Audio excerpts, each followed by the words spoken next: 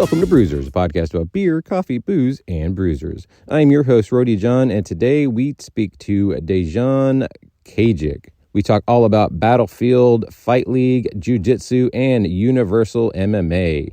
This is such a fun conversation, and this is also not for the faint of heart because this man goes hard. He has had a rough life, and he does not enjoy excuses from people whatsoever. So it is a fun conversation on that end, but it could be a little extreme at times. But we will definitely get into that here in a minute. But first, make sure to sign up for our newsletter. It comes out twice a week. You get even more information about our guests. You get fun facts, and you get to find out what's happening with your favorite podcast, all about beer, coffee, booze, and bruisers. So without further ado, here is Dejan Kajic.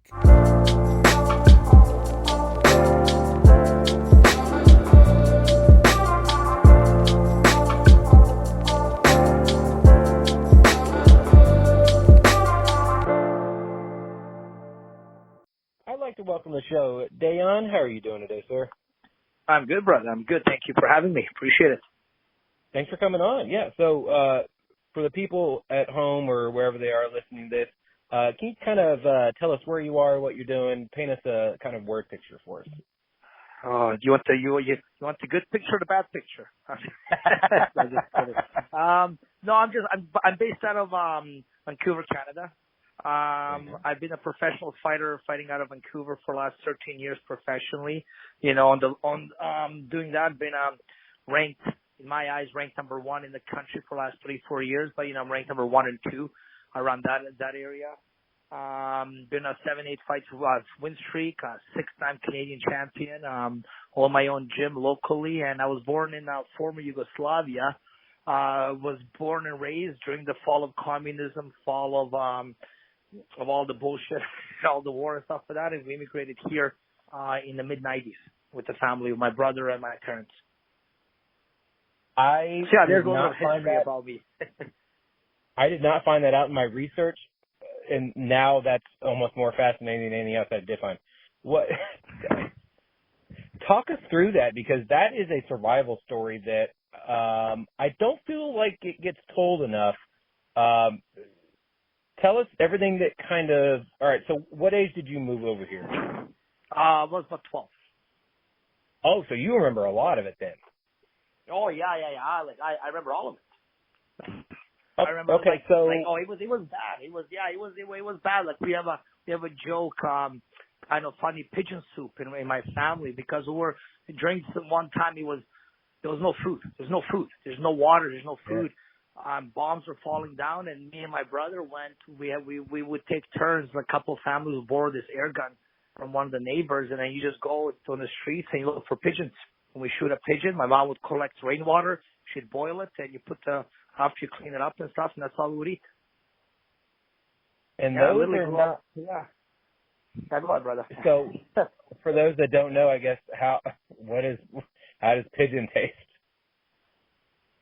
Yeah, it's like it's a similar situation what's happening in Ukraine right now, right? Yeah. Like it's just lawless, war torn, and hope for the best and figure it out. And that was most of my that was all my childhood, right? That was growing up there and stuff like that. It was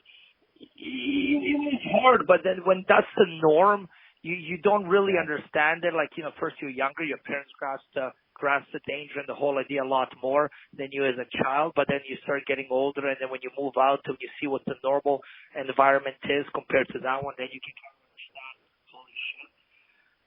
But when you're in the midst of the storm, you're not even thinking about future or past, you just think about the present. Survive, right? So a lot of it is just live in the moment. You don't have too much time to reflect or to plan. You just survive the day-to-day basis and stuff like that. So yeah.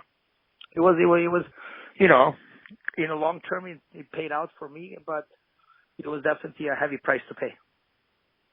Well, of course, yeah. I mean, so many people paid with their lives. Obviously, politically, people paid, and it was just that whole area just seems that it's almost not over it. Like, it's still kind of happening, and it's also everyone's still rebuilding, even though it's, you know, roughly 30 years later. Like, do you go back there very much? Ever? Yeah, I go often? back. I go back there all the time. I'm half Serbian, half Croatian. I'm born in Boston. I was born 90 kilometers away from the 99 kilometers away from the capital city where the worst fighting was. And that's where I grew up and stuff. And there's a lot of obviously like Serbians against Croatians. Half when you're a halfer, you don't belong anywhere. Right, and I remember for the first time I was a kid. We always got into trouble and stuff. And for the first time, I walked on the wrong side of the town. I got beat up. I got beat up really badly. And I came home. I was all bloody. Like 4 guys beat me up. And my mom was like, "Oh my God!" Like she got mad at me. What did you do? What did you do? I'm like, what did you do? What did you do? What did you do? And the same. There's an N word for black people. There's the derogatory word for Serbians and Croatians. Right? There were Croatians that beat me up thinking I was a Serbian, and they kept calling me that word, Ustaša or Chetnik. Those are kind of the derogatory words. When you want to insult them and stuff like that. And then I kept be calling a name. My mom was like, "Hey," that's when she hugged me. She's like, "Okay, this is time. You can say this. You can't go here. It's done racism." And just trying to figure out where you belong in this whole dark side of the man that can possess him to do terrible things in the name of God or in the name of freedom or they hide behind where they do atrocities, right? So that was my first exposure to that. Now, looking back, like you said, when you're in that storm, you aren't looking to the future and the past. You're just in it to, survive. Now that you are out of that storm, looking back, can you see how that has made you stronger and made you look at things, I guess, in obviously a different light now than you were when you were in it?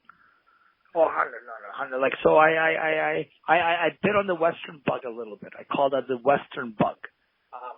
And I state to you what I mean by that. I remember first time I came here, and I just started grade 8. I just started grade 8, and the teacher came in, "Welcome, guys. This is your guys' first day of high school. I hope you guys have fun and do whatever, blah, blah, blah. Just so you guys know, you guys can be anything you want and do all that stuff." That was the first time I heard that.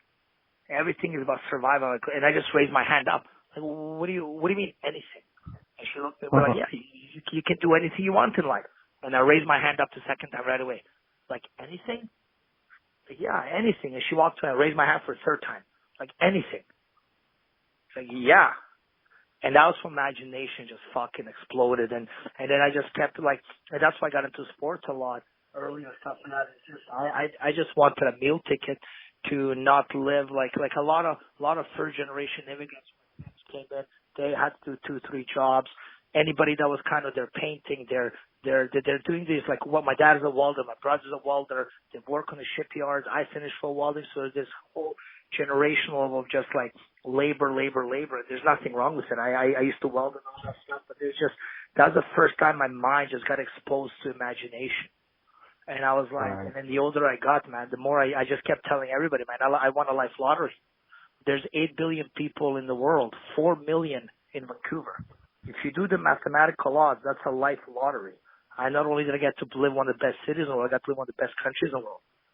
That means my success depends on my work ethic and my mindset. That means I'm in control of my own success. To be able to live in a place that you have a lot to say, how you grow up, what environment you want to exist in, and how financially you feel secure is a beautiful thing. So I took advantage of that. That's so amazing. Now, when did you learn English, I guess? Oh, when I came to Canada. I remember and that was like the first time we immigrated to Saskatoon. Because they try to when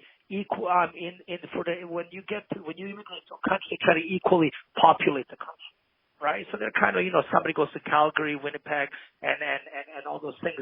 So we were there. We landed December 14th from Mediterranean Sea to Canada, and it was minus 14. It was December 14th. It was minus 40. And we're like, it's fucking cold. Right, and when we came there, and that was like the first wave of big immigrants that were coming to Canada, so they didn't have any programs how to develop your English, how to do this. So I was sit down, and the teacher would just give me a textbook, and he would just say, "Copy 10 pages. That's your homework." So I would just sit there, word copy, and I'm done. And give it to me, gives me another book, and that was kind of how I started learning English a bit and stuff like that. And obviously after a while, the ESL program started popping out everywhere and stuff. And then I would go to those classes. But that was the first time I got to learn English was in school. That's crazy. I mean, I know there's, some people who will learn English with it, whether it be TV, movies, whatever, but that is very interesting that, you had to learn it in school, which, I mean, it makes sense, but at the same time. It was a 95, 96, you know what I mean? The internet is not around. There's not, what I mean? It's not like there's these forums. So you can, like every teacher is kind of winging it, you know what I mean? And they use the tools that they have accessible to himself. And for me to sit there for 4 hours not knowing one word of English, if I spent an hour at ESL class, you still got to kill 3 hours with me. You know what I mean? So I actually appreciate the creativity and the care. Because he could have just ignored me and pretended, he'll get there. He actually took care. He's like, do this, write this. It's just at least to get understanding the alphabet, the letters, the formation of the words, the grammar. Once you start seeing at a young age, repetition from different perspectives, you get to learn and you get to develop your skills a lot better. Yeah, it is so incredible what one good teacher can really do for somebody because, as many – we always hear about the bad teachers. There hardly ever do we hear about the good ones. And there's so many, probably more good ones than there are the bad ones out there. Oh, 100%. Well, the good ones do. It's boring if I tell you, hey, bro, I went to the school. The teacher was nice to me. He high-fived me every day. Okay, well, where are you going with this story? Well, that's it. That's all I got to say. But if I told you, bro, that guy's a fucking asshole. He did, I want to hear this story. Well, I was an asshole. Then what are you going to tell your friend? You're going to tell the asshole story. Not the boring story. So the asshole stories are the only ones that circulate, / they're the only ones that touch our ears.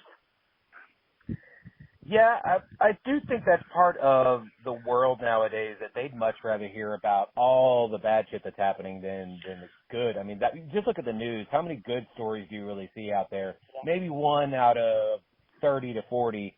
Everything else is bad. Everything in the world is shit. Everything's going to hell. Like, we're all 100%. gonna die. Like, there's nothing good on there.